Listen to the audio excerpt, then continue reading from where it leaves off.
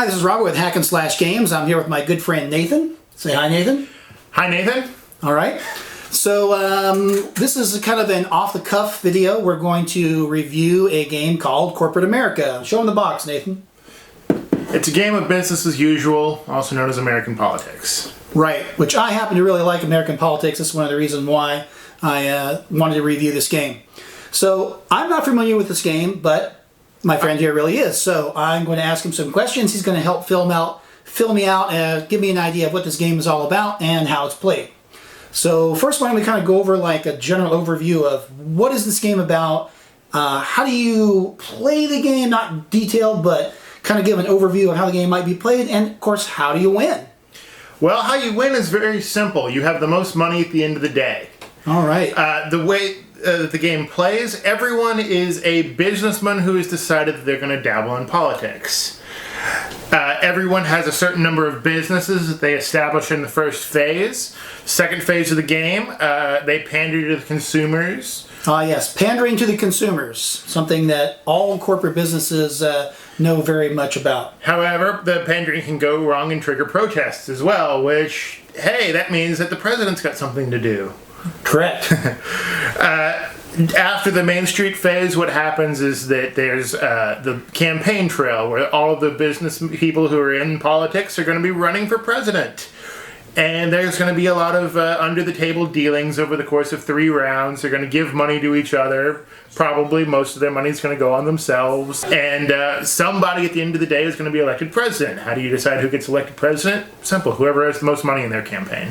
So this is very much a spoof off of real corporate America and the fact that you've got the 1%ers, the folks that buy and run the large corporate businesses. You've got how those businesses play into the consumers and what laws and regulations are passed. And basically, like I said, very much a spoof on conventional American politics. So Exactly. What are some of the things that you can see in this game that that kind of mirror what we're seeing in real life, and of course what we see in our Facebook feeds pretty much every day? Well, one of the things for certain is that the president has special privileges that let him break the rules. Yes. Whenever he's elected, he gets 1 card from that deck, and it basically lets him, at one phase of the game, do a very blatant cheat that will benefit him. Pretty interesting. The legislation cards, a lot of them are mirrored after actual legislation, down to a few of them actually having the name of the actual legislation. Right, I remember when I was thumbing through that deck, I even saw there was a card in there for Obamacare, and there was a card for the Occupy Wall Street and things like that. There were definitely some things that match what's really going on in the real world. Yeah, and most of the businesses are either spoofs of existing companies, or they're spoofs of just kind of the public opinion of what those companies are. So I noticed you've got your traditional money here on the side. Now, I was kind of wondering, first thing caught my eye, why did you use typical Monopoly money? And I guess the reason is because... The reason is because the amount of money you have during the game at a given time is secret. And if you say, hey, I'm going to throw money into your campaign, and you just put 1 shit down towards them, until they pick it up, they don't know if you've put down a 1 or a 50. So this kind of represents some of the PACs and stuff that you see out there, and dealing with old Citizens United.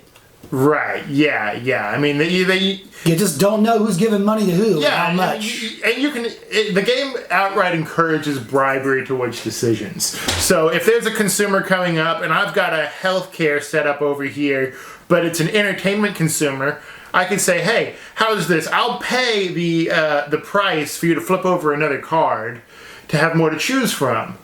Oh, look, that one happens to be a healthcare one. Well, I'm making about $20. I'll give you $8, which is more than you would make from that one.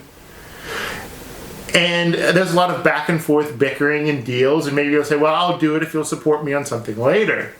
Yeah, so there's the old I scratch your back, you scratch my back in this game. Yes. Again, just like in real American politics. And of course, like real American politics, there's an equal chance that the hand scratching your back will have a knife in it. Yes, very much, very much.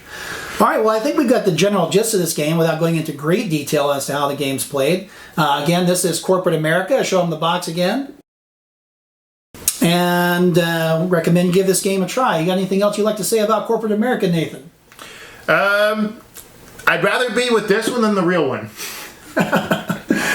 All right, well, thank you very much for watching this video. This is Robert with Hack and Slash Games, and please be sure to do our usual, like us on Facebook, follow us on Twitter, and of course, find out some more information about us on our website, hackandslashgames.com, where we're going to be doing some more reviews about some games that we think you might like.